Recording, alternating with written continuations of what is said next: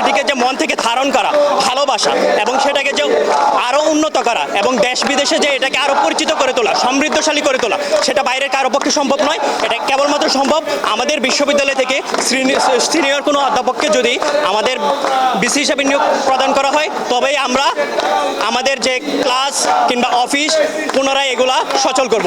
এছাড়া আমাদের যে কর্মসূচি সম্পূর্ণভাবে ক্যাম্পাস শাটডাউন করা হবে। ভবিষ্যতে আমরা রাস্তা ব্লক করতে এগিয়ে যাব। আমাদের বিশ্ববিদ্যালয়ের বয়স কিন্তু 28 বছর আজকে। তো এই 28 বছর বয়সে আমাদের বিশ্ববিদ্যালয় থেকে কিন্তু বিশ্ববিদ্যালয়ের টিচার কিন্তু অন্য বিশ্ববিদ্যালয় বেশি হয়েছে। তো সুতরাং দ্যাট মিনস হচ্ছে আমাদের বিশ্ববিদ্যালয়ের টিচাররা কিন্তু যোগ্য বিসি হওয়ার জন্য। তো যেখানে আমাদের বিশ্ববিদ্যালয়ের শিক্ষকরা যোগ্য, ইভেন কি আমাদের বিশ্ববিদ্যালয়ের অনেক শিক্ষকের হচ্ছে 3-4টা করে পোস্টডক আছে। তো দ্যাট মিনস অবশ্যই হচ্ছে সে হচ্ছে একাডেমিক্যালি বলেন, অ্যাডমিনিস্ট্রেটিভলি বলেন, সে সব দিক থেকেই যোগ্য। সুতরাং আমাদের এখানে যোগ্য ক্যান্ডিডেট থাকতে বাইরে থেকে কেন বিসি দেওয়া হবে? আমরা সময় দিচ্ছি আপনাদেরকে 48 ঘন্টার।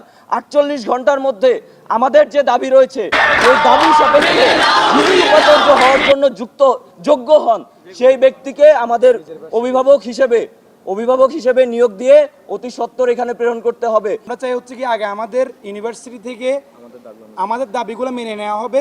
আমাদের দাবিগুলো মেনে নেওয়ার প্রেক্ষিতে হচ্ছে কি আমাদের বিশ্ববিদ্যালয় থেকে বিসি নিয়োগ হবে। তারপরে হচ্ছে গিয়ে কৃষি উচ্চ ভর্তি পরীক্ষাটা আয়োজন করা হোক, মানে তার আগে যাতে এটা আমাদের আয়োজন যাতে না হয়, এই জিনিসটা কথা হচ্ছে।